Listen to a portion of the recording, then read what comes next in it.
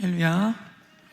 오늘도 주의 말씀과 은혜를 사모함으로 이전을 찾으신 여러분들을 주님의 이름으로 환영하고 축복합니다. 우리 앞뒤 옆분들 바라보시면서 오늘도 말씀 통해 충만한 주의 음성 듣기를 원합니다. 이렇게 인사하겠습니다.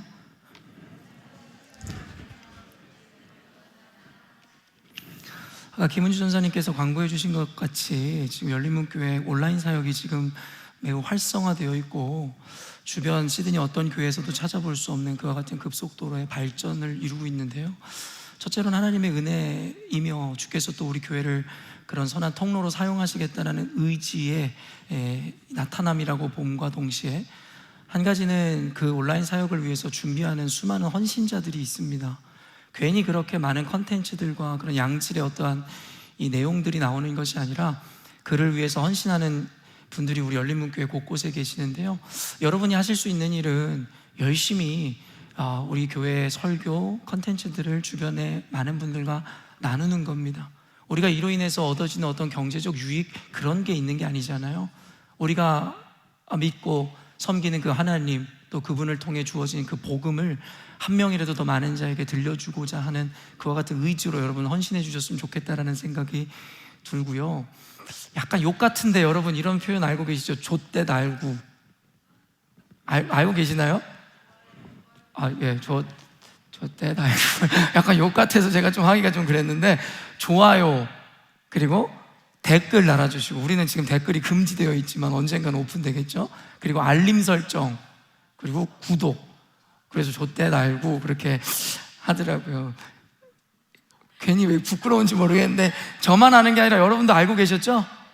그래서 저희 열린문교회 성도들한테 예전부터 좋아요, 구독 이런 거 계속 강조했는데도 세상 사람들, 우리 교회 교인들이 아닌 분들은 그렇다 치더라도 우리 교인 숫자만큼이라도 좋아요가 나와야 될 거 아닙니까? 근데 저는 그 현실을 보면서 좀 안타까운 게, 아무리 나가서 주님의 제자가 되고 복음을 전하는 헌신자, 선교사의 사명을 감당하라 이야기하는 게 솔직히 무슨 의미가 있나 싶은 거예요. 사실은 그냥 손가락 하나 까딱해서 좋아요 누르는 그 사명에도 동참하지 못하는 자들이 과연 나가서 빛과 소금의 역할을 감당한다? 저는 믿지 않아요. 그래서 저는 좋아요의 숫자가 우리 열린문교회 성도들의 헌신의 수준이라고 저는 믿는 겁니다. 고작 좋아요도 하나 누르지 못하면서 나가서 하나님의 이 말씀을 전하고 예수님의 제자로 산다? 오늘 이 주일 설교에는 이 좋아요가 여러분 100개 이상 되기를 간절히 원하고요, 그렇게 약속하실 수 있는 거죠? 네. 아멘 할 것까지는 없고, 우리 앞뒤 옆분들 바라보시면서 오늘 꼭 좋아요 눌러주세요 이렇게 인사하겠습니다.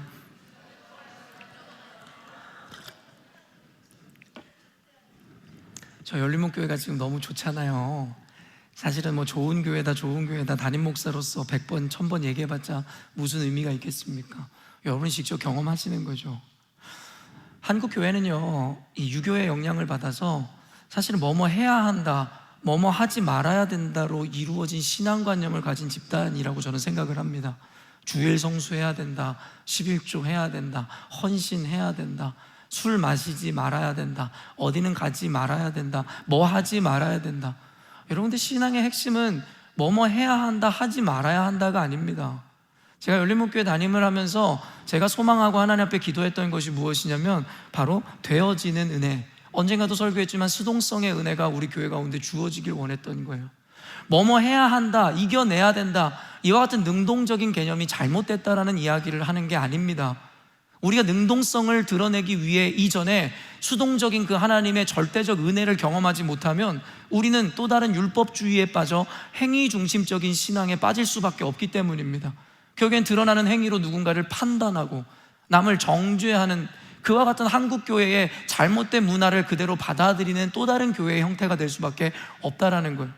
근데 저는 요즘에 담임 목사이지만 열린문교회에서 예배를 하면서 제가 느끼는 건 뭐냐면, 말 그대로 되어지는 은혜가 무엇인지를 알겠는 거예요. 예배를 드려야지, 손을 들어야지, 이와 같은 must do의 개념이 아니라 여러분 말 그대로 되어지는 거예요.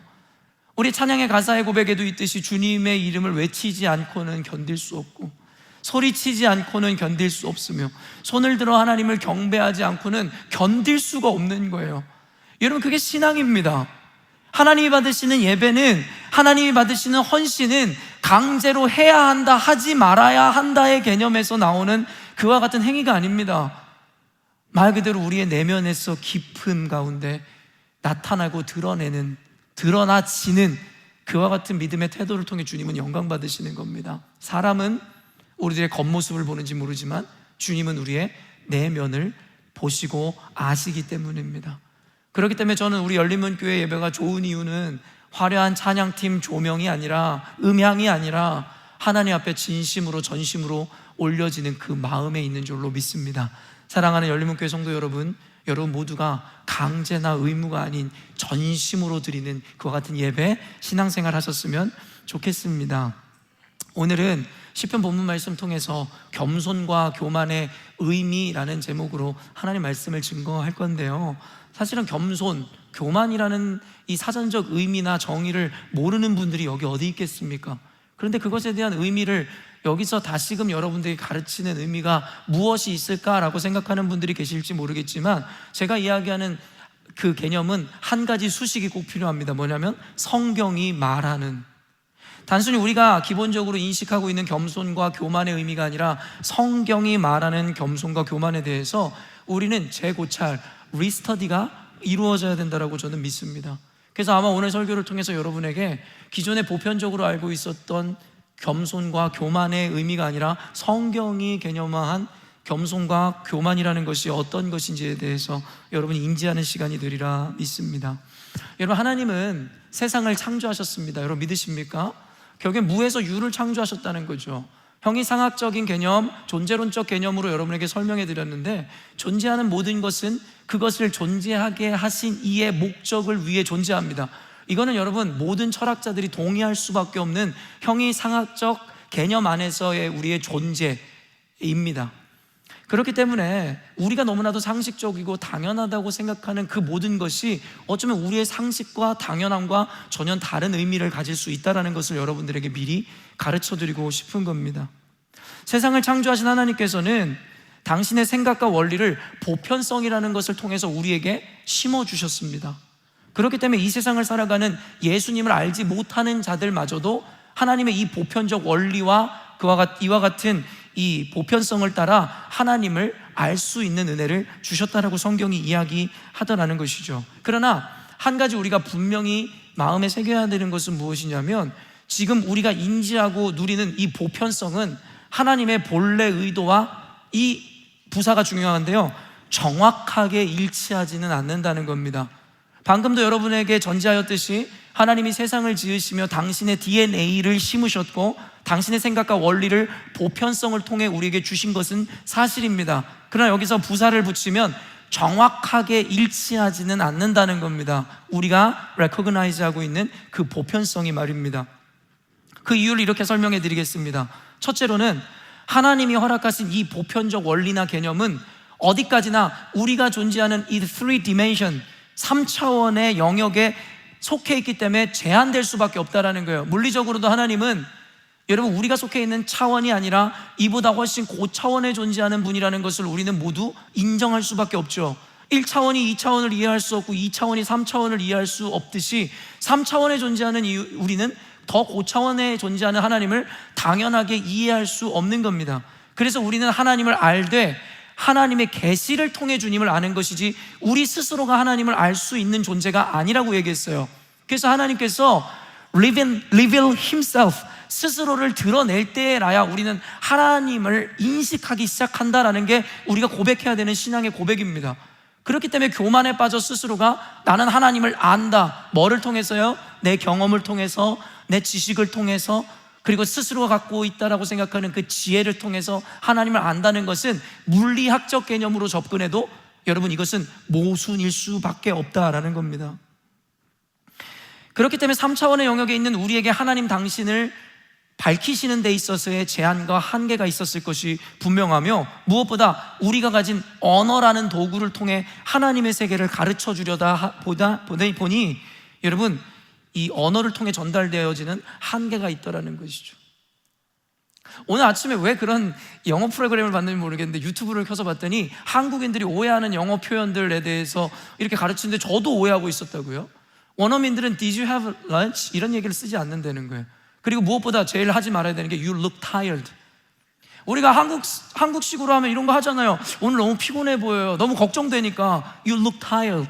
근데 이 원어민 입장에선 이렇게 하면 뭔가 꾀지지하고 초췌하다라는 여러분 뉘앙스로 들린다는 거예요. 제임스 맞아요? You look tired today. 저는 코리안 이 컨텍스트에서 얘기하는 거잖아요. 여러분, 그렇듯이 언어라는 것은요, 결국 한국인이 갖고 있는 언어, 우리의 언어 체계와 인식, 문화로 만약에 웨스턴 사회에 가서 똑같은 개념과 인식으로 얘기한다 하여 그들에게 똑같은 개념이 전달되지 않는다라는 거죠. 이해가 되시나요? 근데 하나님과 우리는 언어의 개념을 통해 이 차원을 넘어서 존재하는 차원 자체가 다르다는 거예요. 근데 우리의 언어로 성경을 쓰고 우리에게 가르치다 보니 여러분 그 안에 수많은 오해가 생겨나지 않겠냐라는 거예요. 상식적인 생각이겠죠. 둘째로는 아담과 하와의 죄로 말미암아 우리에게는 여러분 죄가 유전됐다라는 것, 여러분 우리가 모두 인정하잖아요. 하나님이 허락하신 이 보편적 원리나 개념마저도 그 죄로 말미암아 왜곡되어지고 비틀어져 우리에게 이해되어지고 받아들여지기 시작했다라는 겁니다. 그렇기 때문에 우리가 인식하고 있는 이 보편적 선이든 옳음이든 이것도 또 중요한 표현인데요, 꼭 하나님의 선과 옳음에 부합될 수는 없다라는 겁니다. 아까 정확하게라는 부사처럼 꼭이라는 표현이 중요해요. 우리가 갖고 있는 보편적 선이라든가 도덕과 윤리의 개념이 하나님의 뜻과 정면으로 against 한다라는 개념이라는 게 아니라 exactly, 정확하게 꼭 일치되는 게 아니다라고 여러분들에게 전제하고 오늘 설교를 시작하는 겁니다. 우리 아이들에게 조금 어려운 개념일 수 있겠지만 여러분들의 수준에 맞춰 눈높이를 낮춰서 설교하는 일은 우리 교회에서는 없습니다. 여러분이 그 높은 수준에 맞춰지기 시작할 것이니까 말입니다. 그렇기 때문에 오늘 목사님의 설교를 fully understanding 했다면 여러분의 지적 수준이나 이해력이 그만큼 높다라는 것에 대해서 증명될 수 있을 테니까 우리 어린 친구들은 힘들더라도 concentrate on 하시고 포커스 하셔서 오늘 설교를 통해 주시고자 하는 그 컨셉트, 그리고 그 널리지가 뭔지에 대해서 그 로직을 여러분들이 충분하게 익히셨으면 좋겠다라는 생각을 합니다. 그래서 복음의 시작은요, 자아 부인에서부터 시작하는 겁니다. 예수님께서 이 땅에 오셔서 처음에 외치셨던 말이 뭐죠? Repent, the heaven is near. 회개하라, 천국이 가까이 왔느니라. 예수님께서는요, 복되고 좋은 소식을 먼저 이야기한 게 아니라 너희들은 모두 sinner, 죄인이니까 repent, 회개하라고 이야기하죠. 그것이 내포하고 있는 의미가 뭐겠어요? 우리 안에 있는 불완전성, 우리는 죄를 지며 살아갈 수밖에 없는 필연적 존재라는 것에 대한 분명한 선언이라는 겁니다. 그렇기 때문에 스스로가 갖고 있는 보편적 인식 가운데 내가 언제 도둑질이라도 했습니까? 내가 언제 거짓말을 했습니까? 나는 윤리적으로 도덕적으로 바른 삶을 살고 있는데 고로 나는 죄인이 아닙니다라는 여러분의 보편적 인식 체계가 이미 잘못되었음을 예수님의 선언에서 이미 우리에게 가르쳐 주었다라는 겁니다. 그래서 예수를 믿는다는 건요, 뭔가를 텁업하고 애드업했다라는 걸 의미하는 게 아니에요. 내 인생에, 내 삶에, 내 지식에 예수라는, 성경이라는, 복음이라는 어떤 논리지를 하나 텁업하거나 애드업했다는 개념이 아니라 완전히 버리라는 걸. Lay down all your thoughts. 너희들의 생각을 모두 내려놓고 너희들을 십자가에 못 박으라는 겁니다. 그때 비로소 복음이, 그리스도가 우리 안에 사실 수 있다라는 갈라디아서의 말씀이 그렇다라는 겁니다. 근데 지금 현대에 신앙인으로 살아가는 우리들의 모습은 어떠냐라는 거예요. 자기를 부인하거나 자기를 십자가에 달아 죽이지는 않고 자기의 경험, 지식, 자신의 상식, 보편성이라는 것을 가지고 결국에는 복음이라는 것을 이해하려 드니 안 그래도 물리학적 개념에서 이해할 수 없는 하나님의 나라가 이해가 되겠냐라는 거예요. 여러분 모든 거 경험하셨습니까? 모든 것에 대해서 박사합니까? 아니잖아요. 그런데도 우리가 하나님의 말씀을 판단하고 평가할 수 있다는 그 착각 자체가 이미 존재론적으로도 자신이 얼마나 무지한지를 드러내는 것이겠죠. 그래서 성경은요, 우리에게 거룩하라고 이야기하는 겁니다. Holy. 이런 거룩이 무슨 의미입니까? 우리는 거룩하면 보통 깨끗함, 어떤 purified 된 것에 대한 개념으로 생각해요. 그 성경에서는 그 깨끗함이라는 의미를 내포하고 있는 것은 사실이지만 우리가 생각하는 이 깨끗함이 홀리의 데피니션은 아니라고 성경에서 이야기하죠. 뭐라고 이야기합니까? 바로 구별됨이라고 이야기하는 거예요. Something different. 뭔가 다르다는 거죠. 우리에게 거룩하라는 것은 너희들이 purified 되라는 이야기가 1차원적으로 아니에요. 너희들이 뭔가 something different 해야 된다는 거예요. 뭐랑요? From the world. 세상이랑요, ordinary people, 보통 사람들이랑 달라야 된다라는 거예요. 근데 저는 오늘날의 교회를 보면서 비극이, 이 트래지디가 뭐라고 생각하냐면 다르지 않다는 거죠. 똑같이 성공을 향한 열망과 욕심, 그들 안에 있는 greed, 욕망을 따라 사는 그들의 인생을 보면서 뭐가 다르냐는 거예요. 그 미닝이 뭐예요? We are not holy. 그러니까 그것은 고로 교회가 아니다. 그것은 고로 하나님께서 기뻐하시는 교회일 수가 없다라는 거 아닙니까? 우리 교회에 오면 죄가 없고, 우리는 깨끗하고, 우리는 흠이 없고, flawless하다. 제가 지금 이 얘기를 하는 겁니까? 아니잖아요. 우리도 똑같습니다. 그런데도 성경은 우리들에게 이야기하는 거예요. 뭔가 달라야 한다고요. 그게 거룩이라고요. 오늘날의 교회가 욕을 먹는 이유는 교회가 선한 일을 하지 않아서가 아닙니다. 통계학적으로 보면요, 교회는 그래도 여타 어떤 종교보다도 선한 일을 많이 합니다. 그럼에도 불구하고 해놓고도 욕 먹는다는 말이 있죠. 왜 선한 일을 하고도 욕을 먹을까요? 결국에는 교회가 칭송을 받는 것은 우리의 선행을 하냐 안 하냐의 유무에 달려있는 것이 아니라 뭔가 다르냐 다르지 않냐에 달려있다는 겁니다. 세상을 닮으려고 하지 마세요. 세상을 쫓아가려 하지 마시라는 겁니다. 성경이 이야기하는 깨끗함이란 것 역시도 우리가 생각하는 것 같은 도덕이나 윤리 혹은 우리의 선인식에 따라 규정되는 게 아닙니다. 왜냐하면 앞서 말한 바와 같이 우리가 갖고 있는 보편적인 선인식, 옳음이라고 생각하는 그 인식 자체가 왜곡되었기 때문이죠. 하나님이 배제된 상태에서의 규정이기 때문입니다. 하나님이 없는데 옳고 그름을 우리끼리 디파인하는 게 의미가 있습니까? 세상은 We were created by God. 하나님에 의해 창조된 거잖아요. 그 의미는 뭐라고요? 그 하나님을 위해 exist, 존재하는 겁니다. 그런데 뭐예요? 하나님을 배제한 상태에서 우리끼리 논의하고 합의한 선, 도덕, 에틱?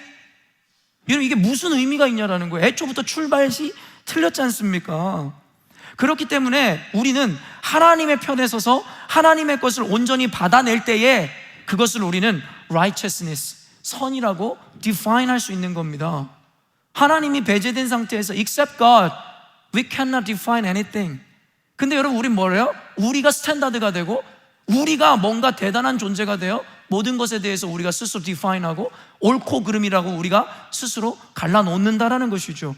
즉 하나님이 부재한 선은 존재 자체가 불가한 것이고 하나님의 부재로 말미암아 생겨나는 현상이 뭐라고요? 바로 죄라는 겁니다.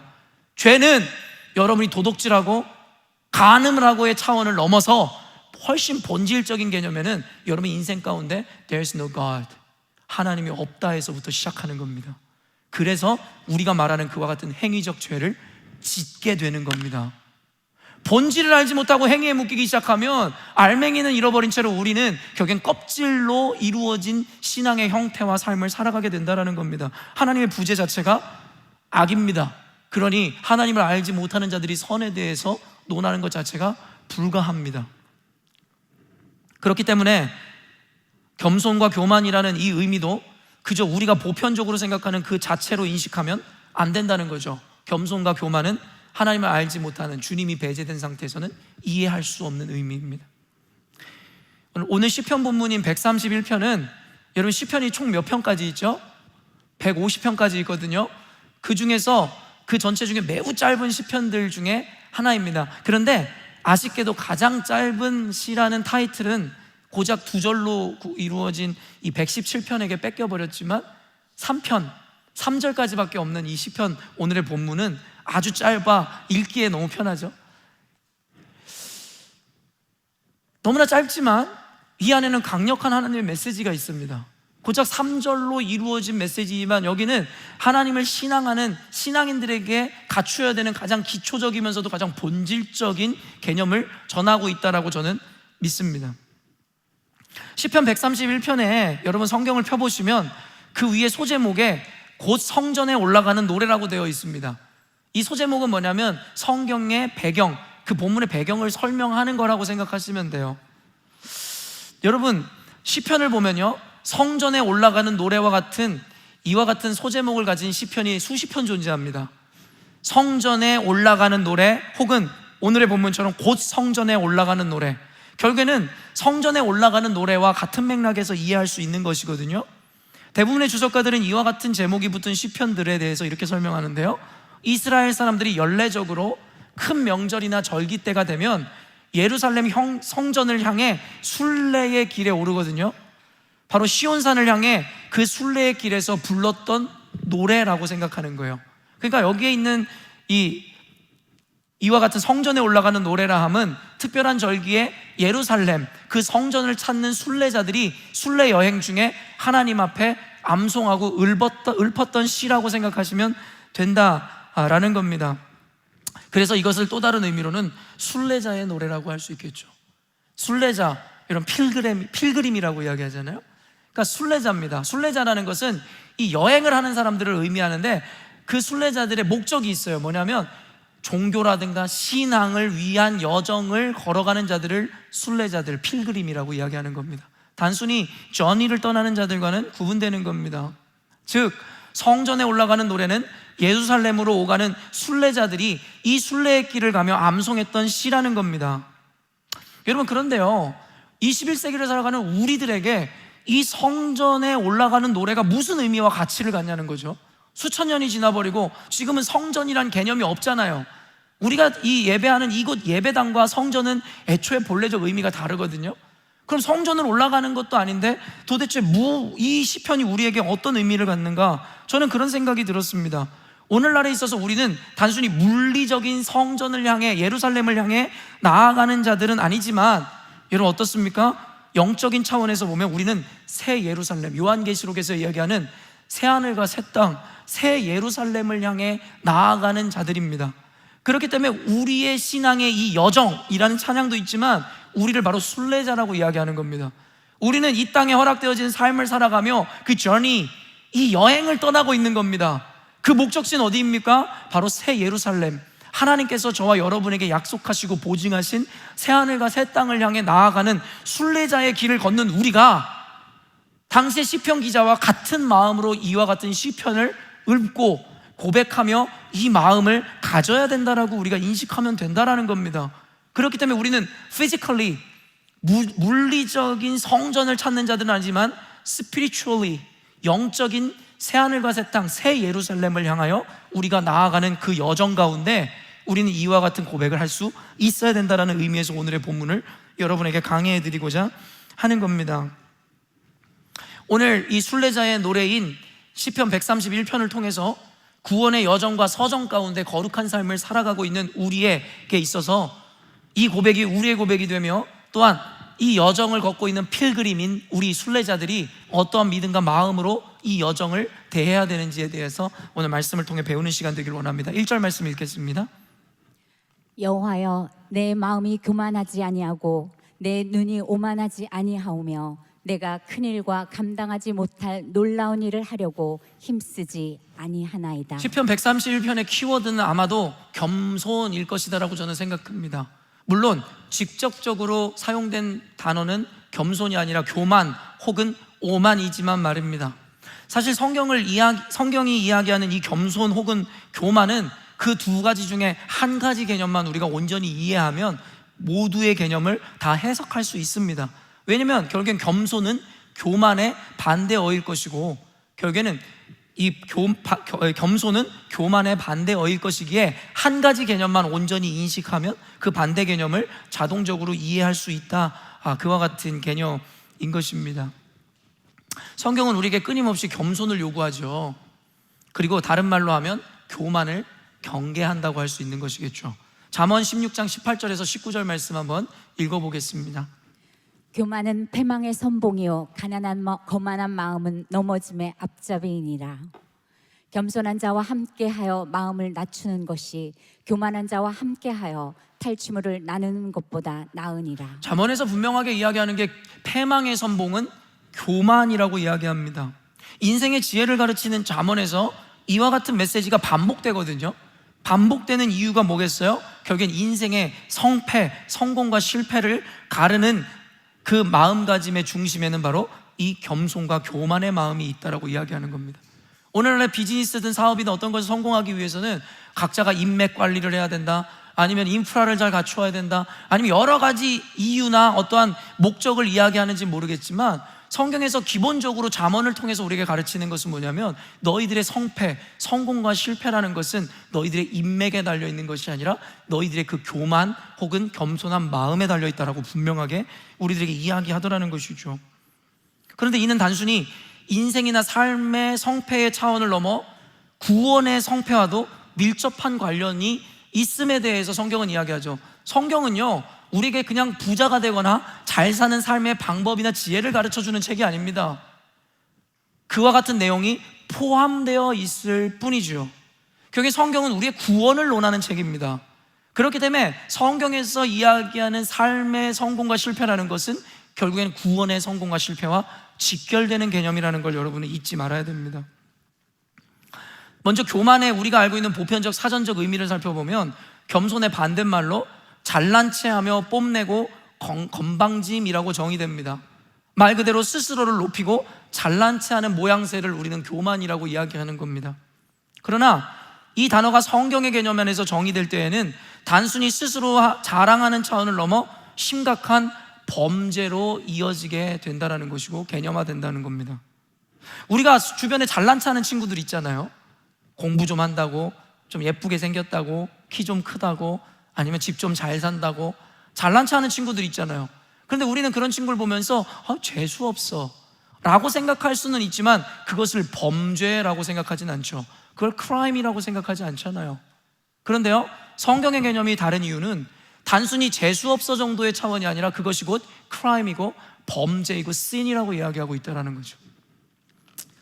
아니, 스스로 잘난 체 좀 했다고 이게 왜 그렇게 심각한 범죄가 됩니까? 그것도 구원을 놓쳐버릴 수 있는 이유는 바로 우리의 높임의 대상은 오직 하나님일진데 스스로 높이는 행위가 자체가 우상숭배로 귀결되기 때문이다라는 것이죠. 시편 140편 8절 말씀입니다.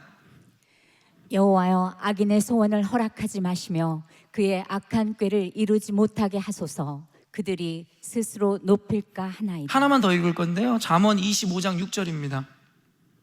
왕 앞에서 스스로 높은 채 하지 말며 대인들의 자리에 서지 말라. 여러분, 여기서 공통적인 표현이 있는데 뭔 것 같으세요?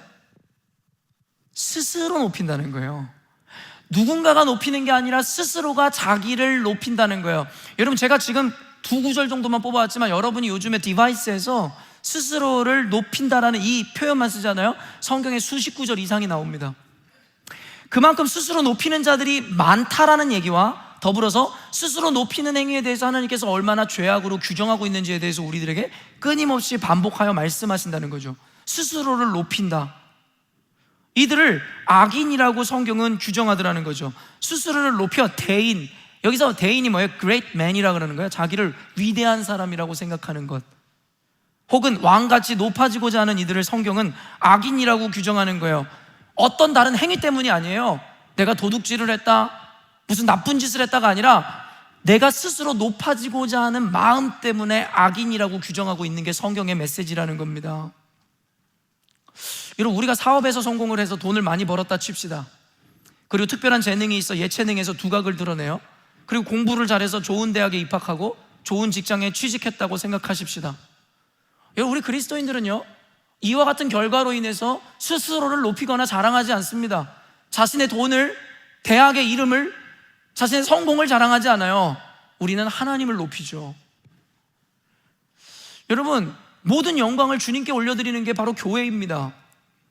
얼마 전에 저는 이제 SNS를 안 하는 목사로 유명하잖아요. 인스타그램이 뭔지도 저를 잘 모르고요. 페이스북은 수십 년 전에 가입만 되어 있는 상태에 있는데 가끔 가다 보면 뭐 친구 추천 이런 게 와가지고 그냥 저는 뭣도 모르고, 친구는 나쁜 거 아니잖아요. 그 좋은 거 좋다 눌러보면 어느샌가 친구가 맺어져 있어요. 근데 얼마 전에 저는 잘 보지도 않는데 우리 선명이가 페이스북에 올린 글이 떠서 그냥 봤어요. 또 우리 선명이 이야기니까 보는 거죠. 봤더니 아마도 콘서트를 하고 나서 늦게 감사의 마음을 지인들에게 전하는 그런 거였던 것 같아요. 거기에 보면서 어떤 거에 감사했고 뭐 어떤 게 자랑스럽고 근데 우리 교회 얘기는 없더라고. 내가 영어를 못해가. 패밀리에 들어간 거야? 어쨌든 우리 열린문교회에서 30명 이상 갔는데 애가 배은망덕한가 싶기도 하고, 무엇보다 내 이름이 없더라고. 목사님에 대해서 얘기를 안 하더라고. 기분이 살짝 나빴냐고요? 전혀 그렇지 않았습니다. 왜냐하면 선명이가 마지막에 남긴 그 한 센텐스만으로 모든 아쉬움을 다 상쇄시키고도 남을 뭐라고 써놨냐면, 우리 선명이가 공부 좀 하네요. Soli Deo Gloria. 저는 이 한 센텐스를 읽는데 정말 은혜가 되는 거예요. 선명이가 자기가 이룬 업적, 나름 저 나이에 이룬 그 성과들을 통해서도 감사의 사람들에 대해 논하면서도 제일 마지막 말미에 내 삶의 이유가 되시고 나의 성공의 목적 되시는 주님 앞에 Soli Deo Gloria. 이게 뭐냐면 파이브 솔라스에 있었던 개신교의 핵심 개념, 오직 영광은 하나님께라는 그 여러분 라틴어입니다. 우리 선명이는 늘 자신 마음에 새기고 있는 거예요. 내가 바이올린을 통해서 사람들에게 찬사를 받든 사람들이 칭찬을 하든 성공을 하든 관계없이 모든 것의 영광은 오직 주님께. 충분하지 않습니까? 충분하지 않습니까? 우리가 만일 이를 잊는다면 그것은 바로 우리의 존재의 이유와 목적을 잃어버리는 거야. 바로 우리의 존재 자체를 지워버리는 겁니다. 여러분이 아무리 돈을 많이 벌어 억만장자가 되어 보십시오. 대통령이 되어 모든 권세와 명예를 얻어보십시오. 만약에 그 안에 하나님의 영광이 드러나지 않는다면 스스로를 높여서 스스로에게 인정받기를 원하고 스스로의 자존감으로 가져간다면 여러분은 애초에 존재의 목적 자체를 지워버린 자들입니다. 차라리 하나님의 창조를 부정하는 자들이라면 괜찮습니다. 그들은 어차피 이와 같은 존재론적 입장을 가질 수가 없으니까요. 그러나 여러분 여기 앉아 계신 분들은 교회라고 이야기하고 하나님의 창조를 믿는 분이라면 이것에 대해서 반박하시거나 이견을 다실 수가 없어요. 그것 자체가 여러분은 바로 창조를 부정하는 것과 같기 때문입니다. 그렇다면 이와 같은 의미 안에서 겸손은 무엇일까?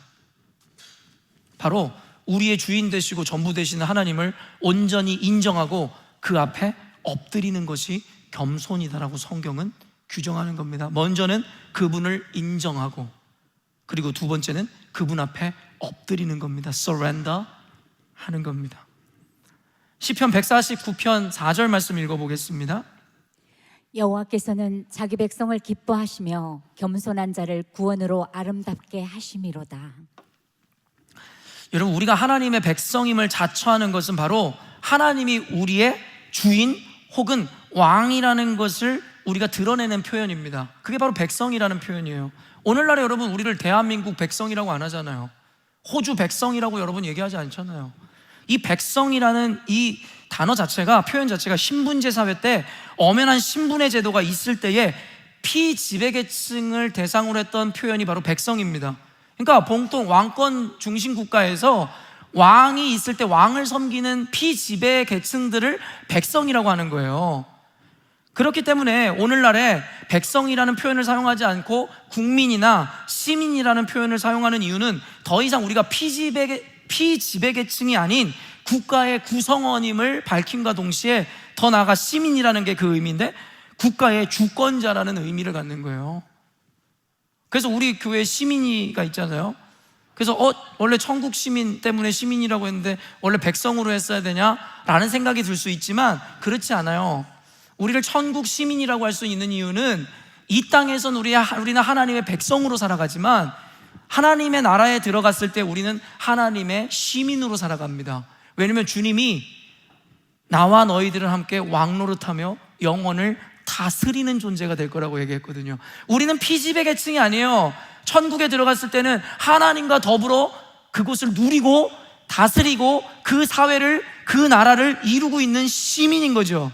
그렇기 때문에 시민이라는 이름 개명하지 마시고 백성으로 안 하시고 시민이라고 하셔도 신학적으로 문제가 없습니다. 그러나 적어도 이 땅을 살아갈 때 우리는 하나님의 백성이라고 자처함은 그 의미 자체가 하나님이 우리의 유일한 주권자이시고 왕이심을 선포하며 우리는 피지배계층으로서 지배계층인 하나님에게 충성을 다하고 엎드린다는 의미를 갖고 있다라는 겁니다.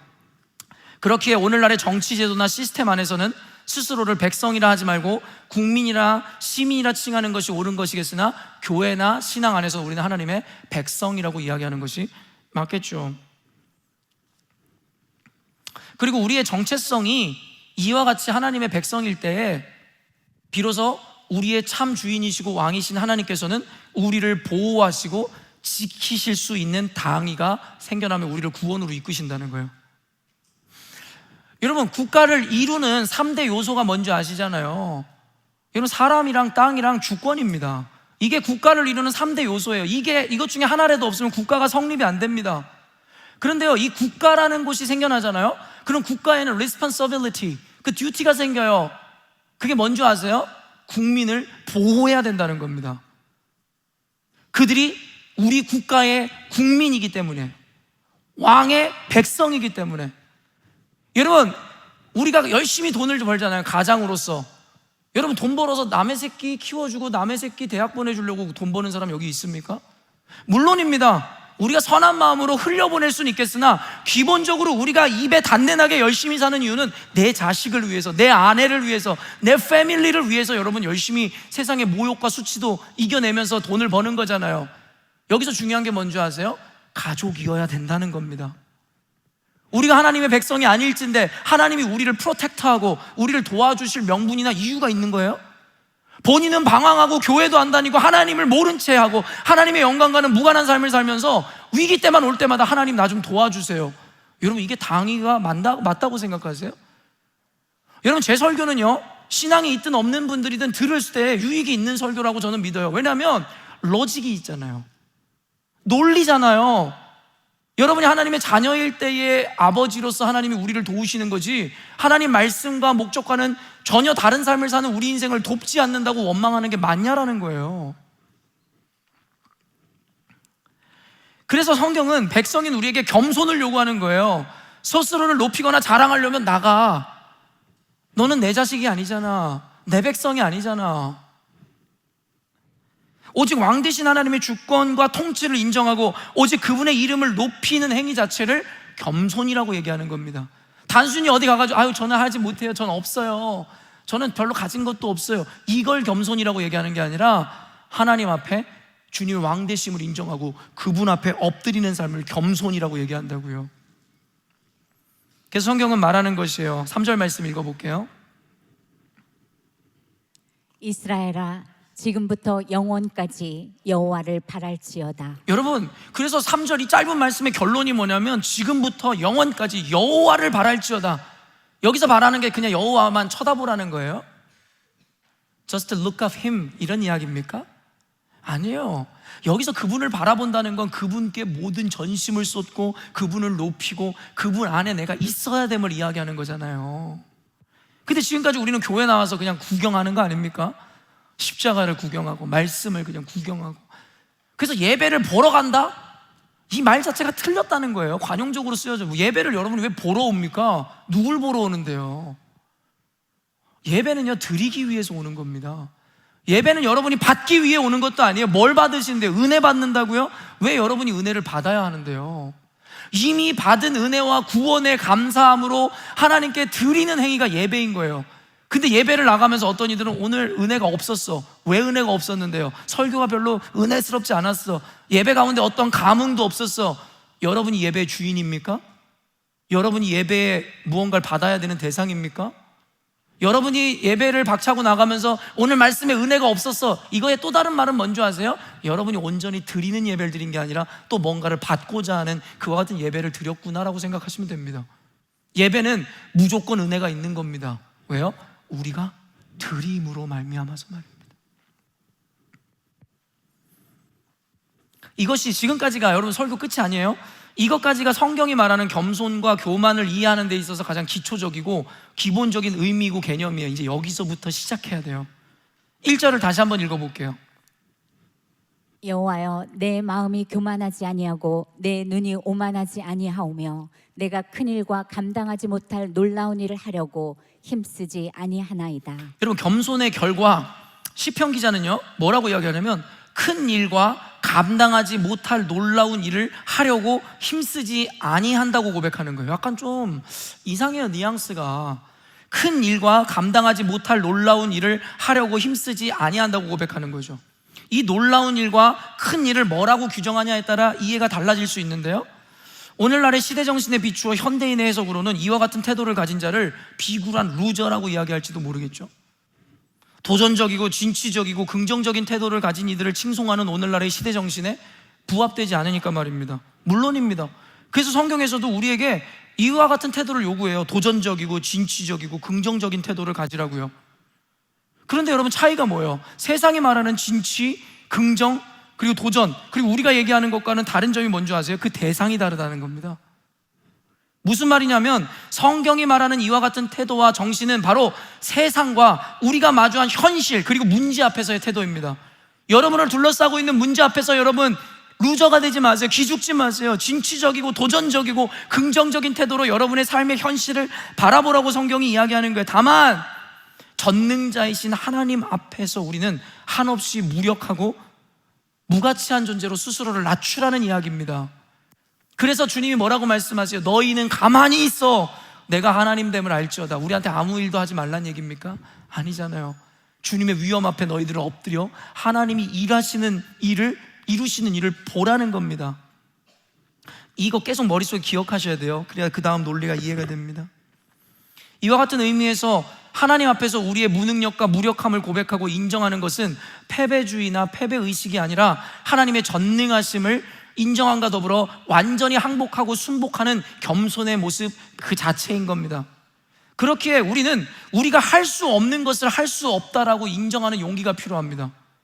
여러분, 모든 거 할 수 있다고 얘기하지 마세요. 신앙인의 태도가 아니에요. 우리가 할 수 없는 거는 할 수 없다라고 인정하는 용기가 필요해요. 그런데 가장이 되어보니 남편으로서, 아버지로서 내 자식과 아내한테 나 그거 못해 라고 얘기하는 게 너무 수치스러운 거예요. 뭐든지 다 하는 완벽한 아빠처럼 되어지고 싶은 마음이 있죠. 그러나 그러면 안 된다는 겁니다. 내가 할 수 없는 것, 내가 닿을 수 없는 것에 대해서 인정하는 용기가 필요합니다. 그게 바로 가족 구원입니다. 우리 열린문교회에서도요, 배우자나 자녀, 부모, 가족에 대한 구원 때문에 고통스러워하고 힘들어하는 분이 있는 걸 제가 알거든요. 근데 제가 그들에게 이야기해주는 상담의 내용은 그들을 실망시키기에 충분하죠. 제가 뭐라고 이야기하냐면 그냥 내려놓으라고 이야기하니까요. 여러분, 제가 그걸 포기하라는 이야기일까요? 내게 가장 사랑하는 배우자, 사랑하는 가족의 구원, 내게 가장 소중한 그 하나님을 전하고자 하는 그 마음과 의지를 포기하라는 얘기일까요? 아니잖아요. 의미가 뭐예요? 구원은 그 원더, 이 경이로운 일은, 그 놀라운 일은 오직 하나님만 하실 수 있는 일이에요. 여러분이 아무리 사랑한다 한들, 배를 갈라 보여준다 한들 그 구원을 여러분이 허락할 수 있는 존재가 아니잖아요. 그러면 그때 우리가 할 수 있는 게 뭔지 아세요? 하나님, 항복합니다. 내가 할 수 없는 내 남편, 내 아내, 내 자식, 내 부모의 구원을 하나님께 올려드립니다. 여러분, 이게 하나님 앞에서 갖는 겸손인 거예요. 자기가 할 수 있는 양 내가 삶으로 보여주고, 물론 좋은 행위입니다. 그러나 그것이 남편을 바꿀 거라고 착각하지 마세요. 당신들이 구원자이고 주권자입니까? 우리는 그저 하나님을 믿는 믿음 안에 최선이라는 열매로 나아가는 자들일 뿐인 겁니다. 이런 비자 문제, 이민사회를 살아가는 분들 중에 비자 문제 때문에 얼마나 고민하고 그것 때문에 인생 자체가 다 걸려있는 분들을 종종 봐요. 여러분, 최선을 다하세요. 서티도 받으시고 여러분이 할 수 있는 걸 다 해서 이미그레이션에 집어넣으세요. 근데요, 거기까지잖아요. 여러분이 할 수 있는 게 뭐가 있는데 왜 그렇게 걱정하고 염려하는 거예요? 이제는 여러분 그 가버너나 이미그레이션에서 여러분 그냥 그거에 대해서 어프루벌이 이루어져야 되는 거잖아요. 그런데요, 가버너나 여러분 이미그레이션에서 그 비자의 유무, 우리에게 주고 안 주고를 결정하나요? 아니죠. 하나님이 결정하는 거예요. 여러분 믿으세요? 여러분 진짜 믿으세요? 와, 저 목사가 또 기복주의적이고 신비주의적인 가르침을, 여러분 믿으면 그겁니까? 저는 여러분과 달라요. 저는 믿어요. 가버너가 주는 게 아니라, 정책이 마련해 주는 게 아니라 하나님이 주신다는 걸. 왜 내가 믿는 하나님을 여러분은 못 믿는 거예요? 왜 절망하세요? 저는 그리스도인들에게 두려움과 좌절과 원망이라는 감정은 있어서도 안 되고 그것은 애초에 존재하는 개념이라고 생각하지 않아요. 어둠은 빛의 부재로 생기는 것이고 죄는 하나님의 부재로 나타나는 현상이라면 좌절과 두려움과 원망이라는 것은 하나님의 부재로 나타나는 현상일 뿐 존재하는 그 어떤 가치라고 저는 생각하지 않아요. 뭐가 두렵습니까? 미래? 불확실성으로 인해서 두려워하십니까? 그럴 수 있죠, 인간이라면. 그러나 우리는 하나님의 자녀잖아요. 하나님이 모든 것을 하시고 가장 좋은 때에 가장 좋은 것을 주신다라고 여러분 믿는다면 어찌 두려워할 수 있으며 오늘 되어지지 않는 일로 인해서 어찌 원망할 수 있냔 말이에요. 저는 그 감정을 느끼는 것 자체를 이해할 수 없습니다. 여러분 믿음을 점검하세요. 여러분 감정을 지금 점검하세요. 뭐가 두려운데요? 자녀가 잘못될까 봐요? 자녀를 여러분이 키우는 겁니까? 여러분 우리는 그냥 스튜어드십, 말 그대로 우리는 관리자이고 그냥 동역자일 뿐이에요. 하나님이 세우시고 하나님이 구원하시는 겁니다. 여러분, 여러분과 저는 물을 주고 여러분 그냥 그것을 키우는 데 있어서 일조를 하는 동역자이지 잘하게 하시는 건 누구라고요? 하나님이세요. 믿으십니까? 여러분의 인생과 모든 행사를 하나님께 맡기세요. 그런 자들이 복이 있고 그런 자들이 구원을 이루며 그런 자들에게는 여러분 부정적인 열매가 맺혀지지 않는다라고 이야기하잖아요. 말씀이 틀렸습니까? 우리의 생각이나 우리의 삶이 틀렸습니까? 답을 가르쳐 드릴게요. 말씀은 틀릴 리 없으니 저와 여러분의 삶과 태도가 틀린 겁니다. 그래서 성경은 다음과 같은 비유로 풀어 설명하는데 2절 말씀 읽겠습니다. 실로 내가 내 영혼으로 고요하고 평온하게 하기를 젖된 아이가 그의 어머니 품에 있음 같게 하였나니 내 영혼이 젖된 아이와 같도다. 성경은 우리가 어린아이와 같다라고, 어린아이에 자주 비유되는 거 여러분 알고 계시잖아요. 다 의미가 있을 거예요. 계속 반복되는 비유라면. 마태복음 18장 4절 한 번만 읽어볼게요. 그러므로 누구든지 이 어린아이와 같이 자기를 낮추는 사람이 천국에서 큰 자니. 그러니까 어린아이 같은 자가 하나님의 나라에 들어갔을 때 거기서 큰 자래요. great man이래요. 그런 자가. 누가복음 18장 17절입니다. 내가 진실로 너희에게 이르노니 누구든지 하나님의 나라를 어린아이와 같이 받아들이지 않는 자는 결단코 거기 들어가지 못하리라 하시니. 근데 여러분 이 어린아이 같아져야 된다는 이 예수님의 말씀이요, 단순히 하나님 나라 가서 큰 자, 어떤 계급을 결정하는 개념의 차원을 넘어 누구든지 어린아이와 같지 않으면 하나님의 나라에 들어가지도 못한다는 거예요. 그러니까 이건 구원이랑 연관이 되는 거예요. 단순히 내가 구원 받았는데 하나님 거기서 그냥 좀 작은 집 살게요, 좀 싼 차 타고 다닐게요의 개념이 아니라 넌 아예 들어가지도 못해 라는 개념이라는 겁니다. 이 어린아이가 도대체 뭔데요? 도대체 어린아이가 뭐라고 천국에도 못 간다라는 거예요? 그 이유는 앞서 설명된 개념과 맥을 같이 하죠. 어린아이들은 전폭적으로 그 아버지를 신뢰하고 아버지 앞에서 무력한 존재가 되니까요. 그런데요, 오늘 본문에는요 여기에 더해 한 가지 더 숨겨진 의미가 나타나는데요, 다만 오늘의 등장하는 아이에는 수식된 표현이 우리에게 궁금함을 자아내죠. 그러니까 제가 아까 여러분에게 강조하듯이 저는 성경을 읽을 때 단순히 단어나 어떤 규정이 아니라 그 앞에 수식하는 표현들을 유심히 보는 습관이 있거든요. 왜냐면 그 부사라든가 수식된 표현에 따라 설명하고자 하는 게 전혀 다르게 해석되기도 하기 때문입니다. 그럼 아이는 아이인데 그 앞에 수식된 표현이 있는데 그게 뭐예요? 젖된 아이라는 거예요. 젖된 아이. 근데 우리가 아까 아이라는 것이 강조되는 게 겸손과 작아짐을 나타내고 강조하는 데 쓰이는 표현이고 아이라면 젖된 아이가 아니라 뭐라고 해야겠어요? 젖먹이 아이로 하는 게 낫겠죠. 그게 더 나은 거 아니에요? 젖먹이 아이는 더 어리고 작은 아이고 완전히 무능력한 존재이고 어미의 품에 있을 수밖에 없는 존재잖아요. 근데 여러분이 이거에 대해서 고민을 해봤어야 돼요. 사실은 어미 품에 있는데 젖먹이 아이가 더 맞는 것 같은데 왜 젖된 아이라 그럴까? 여러분 괜하게 쓰이는 수식이 없다는 거 아시잖아요. 또한 젖먹이 아이가 어미 품에 안긴 것이 평온과 고요를 나타내기에 더 이해되는 장면이잖아요. 근데 젖을 뗀 아이는 어미 품에 안겼다? 평온과 고요를 표현하기에는 더 불리한 것으로 보이는데요, 저한테는. 그러나 이와 같은 표현이 의미하는 바가 분명히 있는데요, 대체로 여러분 젖을 언제 뗍니까? 아이들이. 우리 이삭이가 젖을 뗐는지 모르겠네요. 뗐어요. 거의 뗐어요. almost 뗐어요. 젖을 보통 언제 떼요? 3살가량 때 떼나요? 근데 뭐 어떤 애는, 제가 아는 어떤 애 6살까지 엄마 젖 물고 자는 애를 보긴 봤는데 그래서 이빨이 다 썩었더라고요. 아니 뭐 이런 얘기까지 할 필요 없죠. 그 모유에 있는 뭐 성분이 이빨을 다 썩게 해서 걔 뭐 이랬다고요. 그러니까 보통 정상적이라면 이 3살 때쯤에 젖을 떼는 게 일반이잖아요. 그 이전부터, 그렇죠?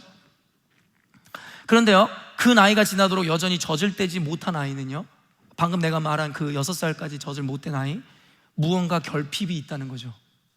그렇죠? 아이들이 젖을 제때 떼지 못하는 이유는 산모, 그 어미의 모유의 양이 부족하여 아이가 양껏 먹지를 못한 거예요. 충분히 먹지 못해서 뭔가 그 결핍이 있을 때에 그와 같은 현상이 나타나기도 한다라고 이야기합니다. 그 결핍으로 인해서 그 집착을 쉽사리 버리지 못하는 거예요. 젖을 지금 먹지 않으면 안 된다라는, 여전히도 I'm still hungry. 여러분, 이는 사랑과 애정을 받아야 하는 시기에 그 사랑과 애정을 충분히 받지 못하니까 생겨나는 게 뭐예요? 애정 결핍이랑 똑같은 겁니다. 사랑하는 부모 여러분, 저한테도 해야 되는 말인데요, 어쩔 수 없다는 건 아는데 지금 아이들의 시기에 당신들이 필요해요. 돈이 필요한 게 아니라, 돈을 열심히 벌러 나가 내 자식의 미래를 준비하는 것은 물론 좋은데요, 그 아이들의 지금 시기에 당신이 필요하다고요. 그렇지 않으면 그 아이들이 나중에 자라서 어른이 되어도 애정 결핍에서 벗어나지를 못해요. 충분히 받지를 못했거든요. 저는 우리 부모님들에게 이게 꼭 전해주고 싶어요. 제발. 옛날에 우리 이런 유명한 노래 있잖아요. 어른들은 몰라요. 이 노래 아시나요? 아무것도 몰라요. 따라따따. 뒤에 가사가 뭐나요? 뭐라고요? 함께 있고 싶어서 그러는 건데. 그리고 뭐예요? 예쁜 옷만 사주면 그만인가요? 여러분은 저보다 머리가 안 좋으신 거예요? 왜 나만 알아요? 도와줘야죠. 또 뭐가 있어요? 장난감만 사주면 그만인가요? 우리 혜빈이는 그것만 사주면 그만인 것 같은데. 여러분, 이와 같은 것이 충족되지 않으면 어른이 돼서도요, 애정 결핍이라는 것이 생겨서 집착을 하게 되고, 제가 얼마 전에 어떤 청년에게도 설명했지만 집착은 사랑이 아니에요. 집착은 그 사람을 망치는 거예요. 사랑은 놓아주고 믿어주고 풀어주고 신뢰하는 게 사랑입니다. 집착은 묶어두고 잡아두고 내 눈앞에 있게 하려는 게 집착이에요. 근데 많은 사람들이 집착을 하면서 그걸 사랑이라고 생각해요. 내 아이에게, 내 아내에게, 남편에게. 나 너무 어리석은 것 같아요. 그냥 봐도 아는 건데 왜 그들은 모를까요? 그 이유가 그때에 충분히 공급받지 못했기 때문이라는 겁니다. 우리 아이들에게 인정도 많이 해주세요. 아이들에게도 인정 욕구가 있거든요. 저와 여러분이 있듯이 그 어린 때에 받아야 되는 인정이 있는데, 우리 부모님들 그래요. 애가 10개 중에 한 8개만 맞아오면 자기는 막 아빠 나 잘했지, 오늘 잘했지. 그런데 너 지금 네 앞에 몇 명이 있는 줄 알아? 너 아직 2개를 맞히지 못했잖아. 부모의 마음이 뭔지는 아는데 그게 아이를 망치는 겁니다. 우리 아이들이 어떤 줄 아세요? 아빠 오늘 10개 중에 5개나 맞았어. 아빠 나 진짜 잘했지. 누가 봐도 못했죠. 우리 때 여러분 50점 맞아가면 아빠한테 기싸대기 맞아요.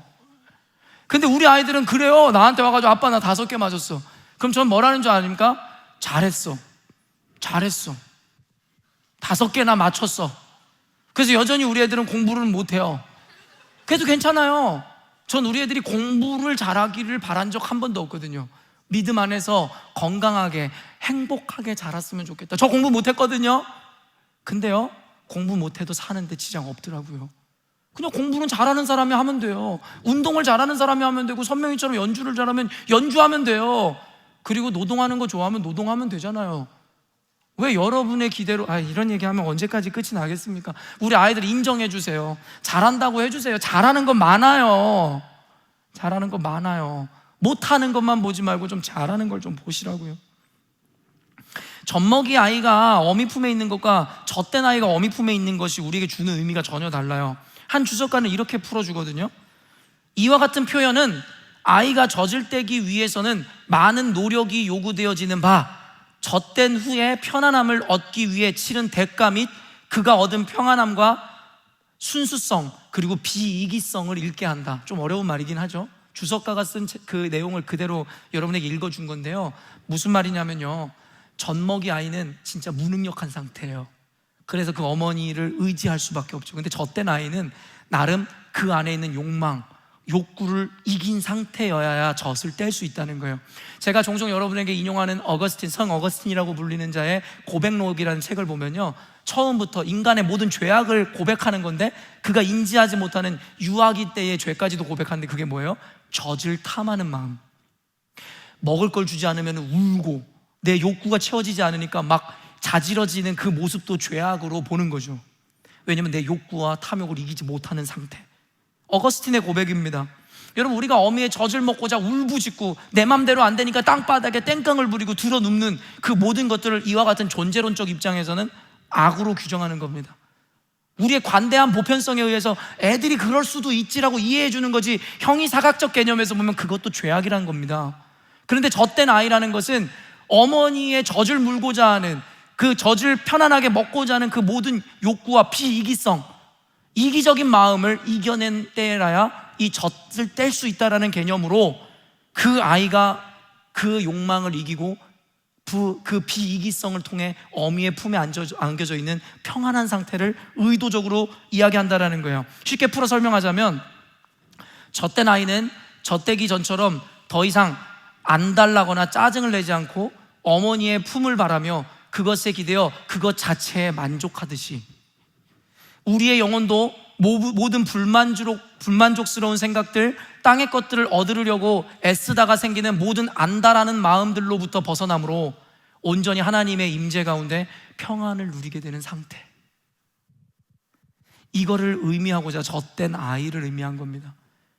그냥 내 욕망과 욕심을 채우면서도 평안을 바라는 게 아니라 그 모든 것을 이기고 그 어머니 품에 돌아온 자의 상태를 의미하는 겁니다.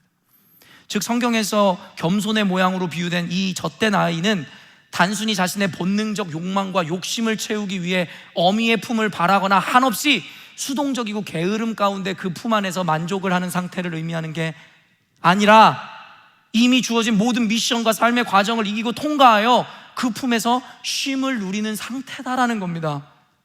단순히 하나님 앞에 서렌더 한다는 게 돈도 안 벌고 방바닥에 누워서 하나님 나는 믿음으로 삽니다라고 이야기하는 게 아니라, 최선을 다해 삶을 이기고 살아내면서도 그 모든 것을 이루시는 주님의 주권을 인정함으로 아버지 내가 주님 품에 돌아왔습니다라고 하는 이가 누리는 평안이 그것과 같다는 거예요. 여러분, 우리가 고된 일을 마치고 집에 돌아올 때 생각해 보세요. 저도 그랬거든요. 시드니에서 생활하면서 하루에 몇 시간 자지 못하고 청소하고 잠도 못 자고 일하면서 너무나 지친 몸을 이끌고 마침내 집에 돌아올 때에 내 마음에 주는 평안함, 몇 시간 못 자고 또 나가야 되지만 그럼에도 불구하고 내가 쉴 수 있는 그곳에 왔다는 안도감, 나를 맞이해주는 내 아이들과 아내가 있다는 것에서 오는 평안함. 제가 6개월 동안 아내와 아이 없이 시드니에서 혼자 살았잖아요. 정말 열심히 살았거든요. 새벽에 나가 일하고 몇 시간 못 자고. 그런데요, 저를 더 힘들게 했던 건 뭐냐면 집에 돌아오는데 아무도 없다는 거예요. 나를 기다리는 사람이 아무도 없는 거예요. 너무나 마음이 공허한 거예요. 열심히 일해도 그로 인해 만족하는 아이들과 나를 환영해주는 아내를 보면은 막 더 힘이 나서 일할 텐데 와도 아무도 없는 거예요. 그 공허감, 고독감. 그래서 우리 이종식 지사님 빨리 오셔야 돼요. 이종식 지사님도 얼마나 그 한국에서 열심히 일하지만 힘드시겠어요. 제가 이해합니다. 그래서 제 감동은 뭐였냐면, 제가 어느 순간에 돈을 많이 벌어서 괜찮은 집에 살고 이런 게 아니라요, 가족이 함께 살 수 있다는 거. 그냥 그거면 돼요. 초가 삼간에 살아도 그냥 가족이 함께 살면 된다고요. 빌딩에 살지 않아도 돼요. 가족이 함께 하면 되는 겁니다. 여러분, 이와 같이 우리가 누리는 깊은 안식과 쉼이라는 것은 자기 이기와 욕망을 채우면서 교회에 와서 앉아있는 자들이 아니라 그 모든 것을 이기고 똥밭을 구르며 열심히 살다가 주님, 제가 사명과 목적을 위해 지금까지 이렇게 살았습니다 하고 교회에 와 하나님 품에 안기는 것, 그게 젖된 아이가 그 어미 품에 안겨 있는 거예요. 성경은 바로 순례자의 길을 걸어가고 있는 우리에게 단순히 하나님 앞에서 떼를 쓰고 나 좀 도와달라고 어리광 피우는 것을 겸손이라고 이야기하는 것이 아니라, 각자에게 맡겨진 사명과 목적 앞에 최선과 열심을 통해 삶을 적극적으로 살아낸 이들이 그 모든 일을 이루시는 이가 하나님이심을 인정하고 그에게 내 삶을 의탁하는 것, 그걸 겸손이라고 이야기하는 겁니다. 잠언 16장 9절 말씀이에요. 사람이 마음으로 자기의 길을 계획할지라도 그의 걸음을 인도하시는 이는 여호와시니라. 이게 겸손입니다. 사업을 하기 위해 사람을 만나고 계획을 짜고 열심히 보고서를 쓰고 방법을 사용하고 계획을 하십시오. 그게 우리 최선입니다. 그저 앉아서 감나무에서 감 떨어지길 바라는 것은 교만입니다. 그건 겸손이 아닙니다. 젖먹이 아이처럼 있는 건 겸손이 아닙니다. 그러나 그렇게 계획할지라도 나의 결과를 이끄시는 분은 아버지시기에 두려움이 없습니다. 결과의 어떠함에 따라 실망과 좌절, 기쁨과 환희가 바뀌지 않아요. 결과와 관계없이 하나님을 믿고 의지하니까 말입니다. 또한 잊지 말아야 하는 것은, 겸손이라는 것은 단순히 나는 할 수 없고 못한다고 미리 포기하고 자포자기하는 것이 아닙니다. 어떤 이들은 돈이 없는데 일도 안 하면서 하나님이 책임져 주실 거야. 가장 어리석은 믿음입니다. 돈이 없으면 일을 하세요. 저는 일하지 않으면서 돈 없다고 하는 사람들 하나도 불쌍하지 않아요. 저는 어렵게 살았기 때문에, 평생을 가난하게 살았기 때문에 가난한 자들에 대한 긍휼이 있거든요. 그런데요, 그 긍휼이란 건 뭐냐면 정말 열심히 살아냈지만 안 되는 거예요. 제가 그랬거든요. 진짜 열심히 몇 시간 안 자고 일했는데 학비 내고 렌트비 내고, 여러분 도저히 살아갈 수가 없는 거예요. 그때 하나님의 은혜가 개입되기 시작하는데요, 초자연적인 현상을 통해 개입하세요. 그런데요, 어떤 이들은 보면 열심히 살지도 않으면서 나는 믿음이 있으니까 어떻게든 하나님이 하실 거야. 저는 그런 이들을 보면 정말 경멸합니다. 그건 믿음이 아니라 하기 싫은 거거든요. 아무것도 안 하고 싶어서 하나님께 모든 책임을 전가하고 싶은 거거든요. 열심히 사세요. 여러분이 하나님의 사람들이라면 최선을 다해서 입에 단내나게 열심히 사세요. 그런데 그럼에도 불구하고 안 되잖아요. 하나님이 아세요. 그리고 하나님이 반드시 분명히 도와주십니다. 그렇기 때문에 나는 할 수 없고 나는 못합니다, 자포자기하는 게 겸손이 아니라 도리어 하나님이 하시겠다고 하는데 나는 할 수 없다고 말하는 것이 또 다른 의미에서는 교만입니다. 그래서 때로는 제가 교회에 가서, 교회에서 어떤 때마저 리더로, 교사로, 사역자로 콜링을 할 때 어떤 사람들이 이래요. 아유, 제가 뭘 교사예요, 제가 뭘 할 수 있다고요, 내가 언제 당신이 할 수 있대? 신앙의 기본도 기초도 모르는 존재들 같으니라고 말입니다. 누가 자격이 있어 목사가 되고 누가 자격이 있어서 여기서 성도가 됐습니까? 하나님의 부르심 앞에 겸손히 주님 부르신다면 내가 그 길을 가겠습니다. 그래서 목회자가 된 거예요. 제가 뭐가 잘난 게 있습니까? 근데 여러분 다릅니까? 하나님 부르시면 예 주님 순종하겠습니다. 그럼 하나님께서 그 능력도 주시고 은혜도 주실 텐데 늘 나는 할 수 없어요, 내가 가진 게 뭐가 있다고요. 그걸 겸손이라고 착각하는 어리석은 존재가 되지 말아야 된다는 것이죠. 결론을 맺겠습니다. 성경에서 이야기하는 교만을 멀리하고 겸손한 삶을 살아가야 된다는 이 어린아이와 같은 삶이라는 것은요, 나를 부르신 목적과 나를 보내신 사명 앞에 내가 할 수 있는 최선을 다하고 노력하되 그 결과와 과정을 온전히 하나님께 맡기고 의탁하는 태도와 삶을 의미하는 겁니다. 나는 할 수 있어가 아닙니다. 주님이 함께 하신다면 할 수 있는 거죠. 내가 I can do everything이 아닙니다. 여러분, in Christ who gives strength, 힘 주시는 주님 안에 있을 때 I can do everything이지 except Jesus, 여러분 우리는 아무것도 할 수 없는 무능력한 존재가 되는 겁니다. 오늘 본문을 통해 배운 겸손과 교만이라는 개념 앞에서 나의 삶을 오늘 돌아보시고 반성하셨으면 좋겠습니다. 그리고 더 나아가 하나님의 부르심과 허락하신 삶 앞에서 교만을 멀리하고 겸손을 이루시는 삶을 저와 여러분이 살아내시기를 주님의 이름으로 축원합니다. 기도하겠습니다.